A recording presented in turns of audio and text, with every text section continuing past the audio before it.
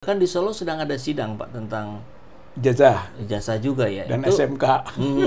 Nah itu ada ini nggak Pak? Ada singgungan nggak dengan yang diperjuangkan oleh TPU? Kalau yang di Solo, yang Dr. Taufik ya, yang penggugatnya itu ijazah SMA, gitu, SMA. Jadi ia mempertanyakan dalam gugatan ini SMA 6 yang digunakan. Padahal sebenarnya Pak Jokowi itu SMPP.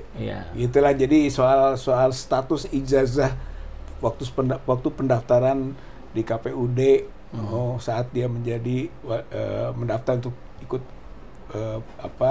pilkada gitu. Jadi SMA yang difokuskan. Jadi nggak ada singgungan atau mungkin nanti akan ada saling cross saksi misalkan. Akan adanya begini maksudnya kok. Dia juga menggugat UGM dan ikut.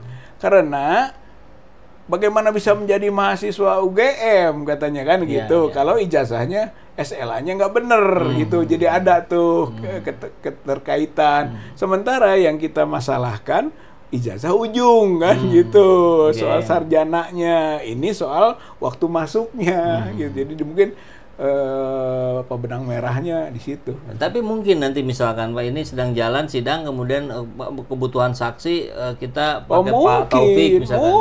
Mungkin Pak Taufik itu juga bisa sebagai ahli misalnya karena beliau tuh ahli hukum pidana. Kan bisa saja seperti waktu kasus Gus Nur dan Bambang Tri. Saksi ahlinya itu Rocky Gerung gitu kan. Kemudian termasuk Dr. Taufik, satu lagi ada ahli bahasa, itu profesor juga. Gitu.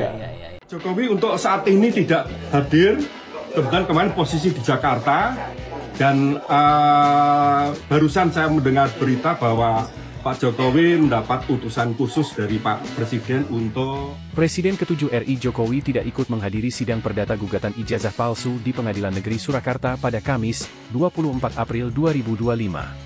Meski tidak hadir, Jokowi diwakilkan oleh tim kuasa hukumnya, YB Irfan. Perkara itu digelar di ruang Kusuma Atmaja, dengan penggugat Muhammad Taufik yang mengatasnamakan kelompok ijazah palsu usaha Gak Punya Malu, atau tipu UGM. Jokowi digugat bersama KPU Solo, SMA Negeri 6 Surakarta, dan Universitas Gadjah Mada Yogyakarta. Sidang diawali dengan pengecekan dokumen dari para tergugat.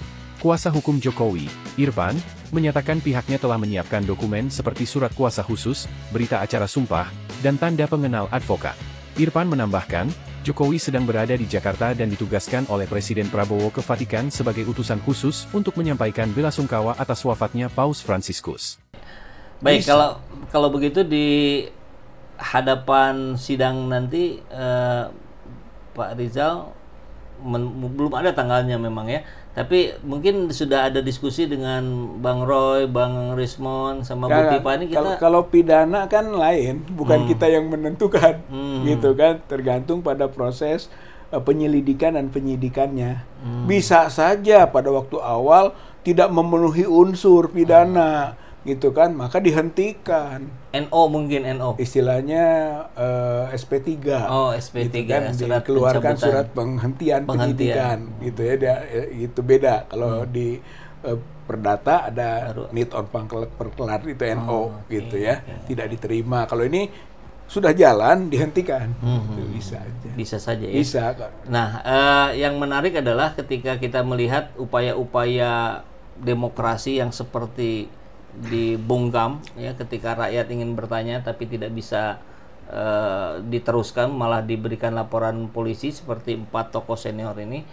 Mungkin apa yang bisa Pak Rizal sarankan pada aparat penegak hukum kita hari ini yang sekarang rezimnya Prabowo ini bukan Jokowi? Betul, sebetulnya disinilah saatnya untuk melakukan pembaruan, pencerahan, gitu kan, dan termasuk juga pendidikan politik, pendidikan hukum, gitu, bahwa sekarang lebih baik.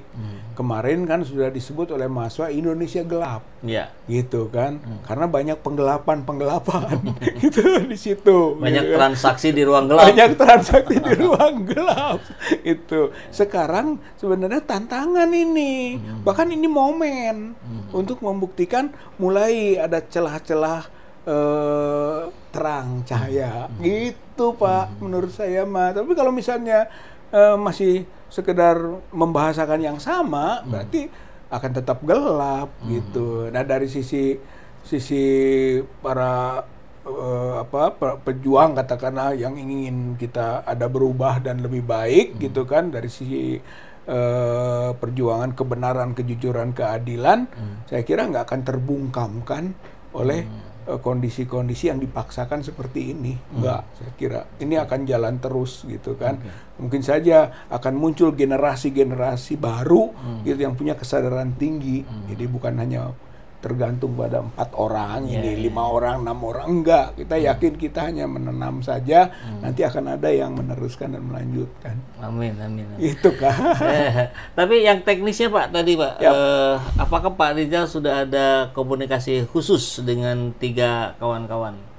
Baru kemarin ketemu Pak Roy, gitu ya. Nah, itu kan di acara di iNews acara ya? iNews, Itu, kebetulan kita di nonton iNews juga. gitu kan, itu ketemu, kemudian ngobrol-ngobrol juga, bicara juga tentang pola-pola bagaimana kita bisa lebih jauh membuktikan tentang ini, adalah itu kan akan terkomunikasikan bareng-bareng sebagai langkah perjuangan kita gitu kan, bahwa soal pelaporan itu hanya satu istilahnya marhalah etape saja gitu kan, bukan selesai dengan itu, masih banyak jalan-jalan yang bisa ditempuh gitu kan. Toh sekarang juga udah bergeser kok gitu kan petanya gitu kan, bagaimana atau malah dianggap bagus Pak, ini ada laporannya justru bagus nih, ajang untuk kita membuktikan. Iya, kalau dari sisi itu maka kita akan bawanya kepada nanti ke intinya, bahwa ini harus sampai kepada asli atau palsu. Ya, gitu, nggak bisa hasut-hasut di luar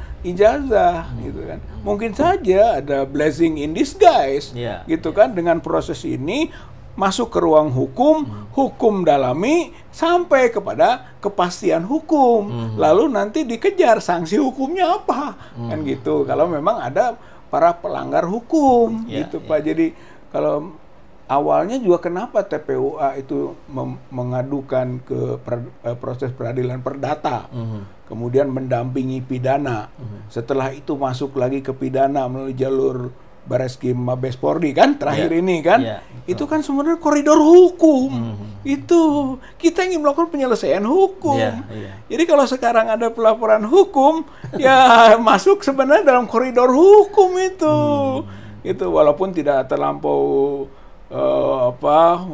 bahasa terlalu tinggi, misalnya pucuk dicita ulang tiba gitu ya, tapi sekurang-kurangnya gitu kan, bahwa proses hukum adalah proses yang sedang kita tunggu dan kita nanti, dan kita akan sama-sama berjuang membuktikan secara hukum tentang kepastian ijazah Jokowi itu palsu, yang diawali dengan skripsinya yang palsu. Pak Rizal, ini saya kok agak masih bingung ini. Bagaimana laporan yang dilakukan oleh TPUA di Bareskrim, bahkan yang sebelumnya itu mandek kan, seolah-olah begitu. Tapi yang di Solo kok ini bisa terus langsung sidang pertama? Oh, kalau Solo perdata. Kalau perdata itu nggak pakai proses penyidikan dulu, tidak melalui polisi, tidak melalui kejaksaan, langsung aja. Langsung. Itu yang membedakan. Itu langsung daftar ke pengadilan, tinggal diagendakan sidang. Jadi cepet pasti kalau perdata. Tapi bukankah pernah juga Pak Rizal sama waktu kita perdata? Perdatanya sama juga dulu jalan cepat jalan gitu. Kalau untuk perdata. Yang hakimnya kabur itu. Yang hakimnya kabur gitu ya. Jadi kalau disebut oleh lawyer sana menang, katanya pernah menang, kalau Jokowi menang, menurut kita kapan menangnya gitu ya, hakimnya saja kabur. Ya. Pak Rizal, saya mau coba ke pertanyaan yang agak pribadi nih Pak, karena apakah ada perbedaan sebelum bertemu Pak Jokowi, kemudian bertemu di rumahnya lagi di tengah kerumunan orang-orang relawan Jokowi yang begitu ramai sekali, ada perubahan nggak Pak? Misalkan lebih apa, atau jadi menurun atau apa? Kalau menurut saya mah lebih meyakini tentang dugaan kepalsuannya. Karena kenapa kok di depan kita tidak mau menunjukkan? Kemudian juga menyatakan bahwa hanya perintah pengadilan, gitu ya. Yang ini juga perlu debatable. Perintah pengadilan itu yang bagaimana sih? Kalau perdata nggak ada perintah pengadilan, semua pembuktian sukarela, penggugat dan tergugat, nggak pernah hakim. Ini tambah ya bukti ini, enggak, masing-masing aja, gitu kan. Jadi nggak ada perintah pengadilan. Makanya jangan-jangan itu adalah bias, gitu kan, membiaskan yang sebenarnya tidak ada. Kalau misalnya pidana, itu pembuktiannya oleh penyidik, gitu kan, oleh polisi pembuktiannya, kemudian ikut dilanjutkan oleh jaksa yang bertanggung jawab atas pembuktian. Jadi nggak ada hakim nanti, gitu kan, setelah proses berjalan. Jadi kapan perintah hakimnya, gitu. Jadi itu satu, Pak, soal. Jadi itu ini, Pak, ya, ngeles. Hitungannya hanya sekian menit gitu. Ke Pak Rizal bilang tidak ada yang bisa memaksa saya kecuali menurut undang wartawan dikasihin. Nah, sebenarnya itu juga masih tanda tanya. Artinya taunya sudah diberitahu itu ketika kita mau pulang naik bis, baca berita-berita, kok ditunjukkan ke wartawan. Ternyata juga ada kemungkinan lain yang lebih kuat, ditunjukkannya sebelumnya. Gitu. Jadi sebelum datang kita sudah ditunjukkan ke wartawan, ke media. Berarti sebenarnya kalau kesimpulan mah, wah, Pak Jokowi membohongi kita nih, gitu kan. Katanya cuman oleh pengadilan, perintah baru ditunjukkan. Tapi ternyata sudah ditunjukkan, kan gitu, kepada wartawan.